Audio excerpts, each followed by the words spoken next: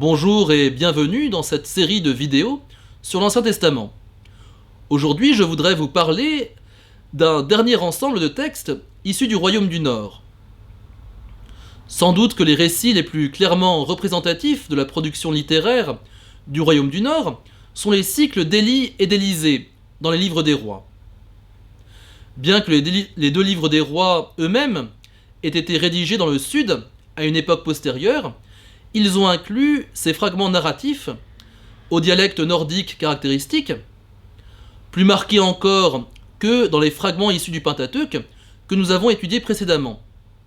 Ce ne sont pas seulement des expressions particulières, mais même des formes grammaticales distinctes qui signalent la provenance nordique de ces passages. Les caractéristiques linguistiques particulières des fragments nordiques dans le Pentateuque ont été gommées par des rédactions successives, tandis qu'elles sont encore très apparentes dans les livres historiques. Le cycle d'Élie est intimement lié à l'historiographie du règne du roi Akaz. On le fait commencer en 1 roi 16-29 avec l'accession au trône de ce roi. Bien que le personnage d'Élie ne soit introduit qu'en 1 roi 17, le récit du début du règne d'Akaz marque stylistiquement et dialectalement une rupture avec l'ensemble précédent, et le texte est visiblement issu, non pas de chroniques royales, mais d'écrits hagiographiques concernant le prophète Élie. Le prophète est immédiatement introduit en situation. Contrairement à ce qui se passe dans, par exemple, les livres d'Osée ou d'Isaïe, son appel n'est pas introduit séparément de sa première mission. L'envoi d'Élie vers la veuve de Sarepta, dans la région de la ville de Tyr, indique dès le départ la dimension missionnaire de l'envoi du prophète. Avant même la défense contre l'incursion des pratiques étrangères, c'est la contre-attaque qui est évoquée. L'épisode de fait le plus marquant du cycle d'Élie, c'est le défi lancé au prophète de Baal sur le mont Carmel. Dans ce passage, le sacrifice est le prétexte de la démonstration de la supériorité du Seigneur sur le dieu Baal, qui avait été importé par Akab et son épouse tyrienne Jézabel depuis la ville de Tyr. Je vous cite le livre des rois. « Les prophètes de Baal crièrent donc plus fort, et selon leur coutume, ils se tailladèrent jusqu'au sang, avec des épées et des lances. Dans l'après-midi, ils se livrèrent à des transes prophétiques, jusqu'à l'heure du sacrifice du soir. Mais il n'y eut ni voix, ni réponse, ni le moindre signe. » Alors ce comportement autodestructeur des prophètes de Baal est à l'image du culte sacrificiel qu'ils pratiquent.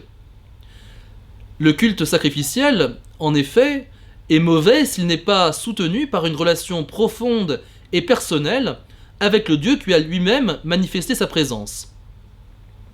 Sous couvert du genre littéraire de la satire, le prophète Élie pose la question de l'existence réelle de ces faux dieux.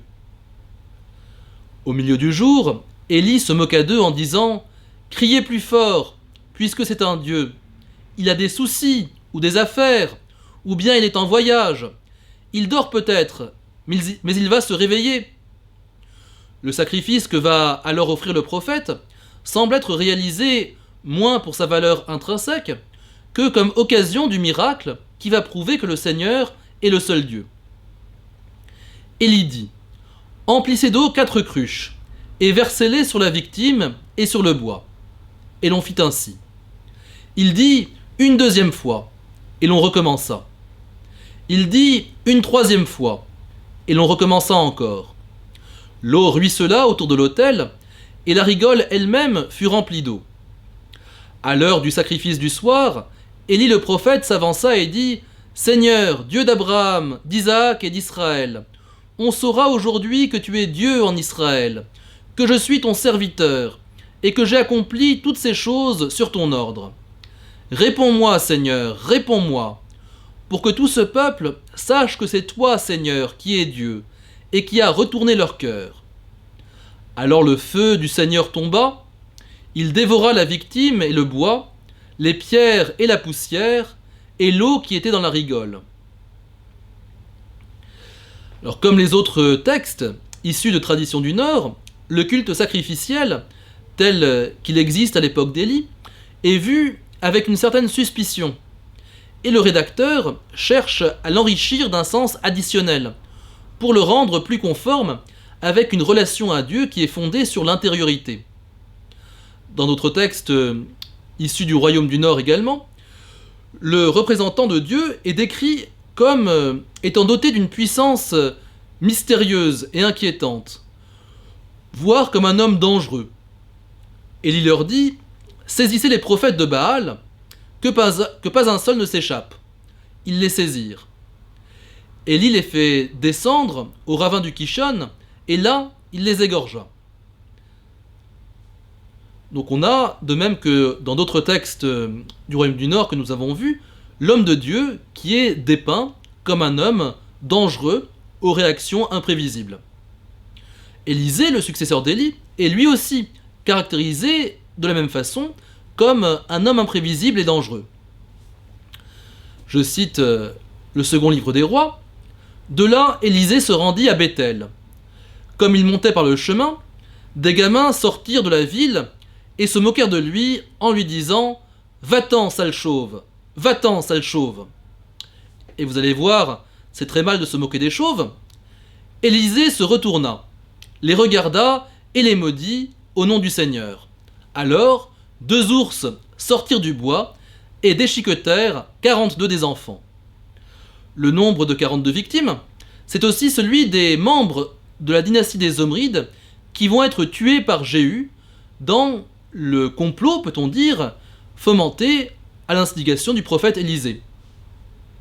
Voici comment le livre des rois nous raconte ce complot de Jéhu. Il rencontra les frères d'Ocosias, roi de Juda. Jéhu demanda « Qui êtes-vous » Ils répondirent « Nous sommes les frères d'Ocosias. Nous descendons saluer les fils du roi et les fils de la reine-mère. » Il dit « Saisissez-les vivants. » On les saisit vivants et on les égorgea à la citerne de Beth-Eked. Ils étaient 42, pas un n'en réchappa. De fait, l'histoire d'Élisée est écrite de façon à mettre en exergue les similitudes entre son action et celle d'Élie. L'épisode de la veuve de Sarepta, pour laquelle Élie crée une réserve d'huile infinie dans une cruche et ressuscite son fils, va introduire le cycle d'Élie et doit être considéré comme emblématique de ce prophète. C'est pourquoi 2 miracles distincts accomplis par Élisée sont rapprochés pour souligner leur continuité. La femme d'un des frères prophètes implora Élie en disant « Ton serviteur, mon mari, est mort. Tu sais que ton serviteur craignait le Seigneur. Or le créancier est venu prendre pour lui mes 2 enfants comme esclaves. » Élisée lui demanda « Que puis-je faire pour toi? Dis-moi ce que tu as dans ta maison. » Elle répondit « Ta servante n'a rien du tout dans sa maison, juste un peu d'huile comme parfum. » Il reprit « Va, emprunte au dehors des vases à tous tes voisins, des vases vides et pas en petit nombre. Puis rentre chez toi, ferme la porte sur toi et sur tes fils, verse de l'huile dans tous ces vases. Une fois qu'ils seront pleins, mets-les de côté. » Elle le quitta, ferma la porte sur elle et sur ses fils. Ceux-ci lui apportaient des vases, et elle y versait de l'huile.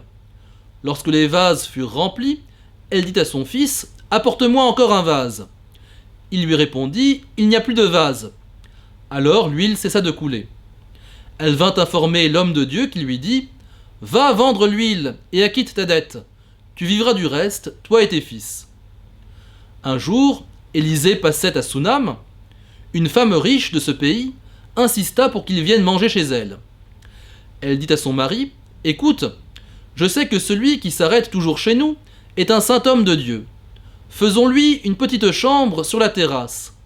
Nous y mettrons un lit, une table, un siège et une lampe, et quand il viendra chez nous, il pourra s'y retirer. » Quand Élisée arriva dans la maison, il trouva le fils de cette femme morte étendu sur le lit.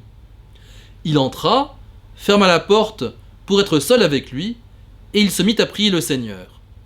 Il monta sur le lit, se coucha sur l'enfant, mit sa bouche sur sa bouche, ses yeux sur ses yeux, et ses mains sur ses mains. Il resta étendu sur lui, et le corps de l'enfant se réchauffa. Le prophète redescendit, et marcha de long en large dans la maison. Puis il remonta s'étendre sur l'enfant. Celui-ci éternua 7 fois et ouvrit les yeux. Élisée appela son serviteur et lui dit « Fais venir sa mère ». Le serviteur la fit venir. Lorsqu'elle arriva auprès de lui, Élisée lui dit « Reprends ton fils ». On voit ici comment les actions d'Élisée sont parallèles à celles de son prédécesseur, mais elles ne sont pas un simple écho. Elles sont amplifiées aussi du point de vue littéraire. Les personnages sont davantage caractérisés. Des détails supplémentaires sont introduits, qui ne sont pas essentiels pour le récit, mais qui contribuent à planter un décor réaliste où l'action se déploie. L'aménagement proposé par la Shunamite évoque l'architecture typique des habitations israélites à cette époque, ce qu'on appelle la maison à 4 pièces. Il y avait 3 pièces rectangulaires parallèles, celui du centre étant le plus souvent un atrium, avec le toit ouvert sur les éléments, et un quatrième, en largeur par rapport aux 3 autres, qui contient la cuisine. Le toit en terrasse peut être surmonté d'une tente ou bien d'une 5e pièce qui est construite en dur. C'est ce que décrit la femme de Shunam dans ce passage. L'objectif littéraire du cycle d'Élisée, par contraste avec celui d'Élie, semble donc être de souligner l'irruption de la relation personnelle avec le Seigneur dans la vie personnelle des hommes. Ce n'est pas pour rien que beaucoup de miracles du Christ, notamment dans l'Évangile selon saint Luc, sont rédigés de façon à correspondre avec le modèle des miracles d'Élisée. La résurrection du fils de la veuve de Naïm reprend verbatim des expressions tirées du récit de la Shunamite. Le récit du miracle de la multiplication des pains chez saint Luc reprend littérairement celui d'Élisée. Voici le récit de ce miracle dans le livre des rois. Un homme vint de Baal-Shalisha, et prenant sur la récolte nouvelle, il apporta à Élisée, l'homme de Dieu, 20 pains d'orge et du grain frais dans un sac. Élisée dit alors « Donne-le à tous ces gens pour qu'ils mangent. » Son serviteur répondit « Comment donner cela à 100 personnes ?» Élisée reprit « Donne-le à tous ces gens pour qu'ils mangent, car ainsi parle le Seigneur, on mangera et il en restera. » Alors il leur donna, ils mangèrent et il en resta, selon la parole du Seigneur. On voit que les récits mettant en scène Élisée ont pour particularité, parmi les traditions nordiques que nous venons d'évoquer, de ne pas être focalisés principalement sur la lutte contre l'idolâtrie. Les problématiques auxquelles ils s'adressent s'insèrent dans le cadre plus large du mouvement prophétique. C'est là ce que nous verrons la prochaine fois. En attendant, bonne semaine et que Dieu vous garde.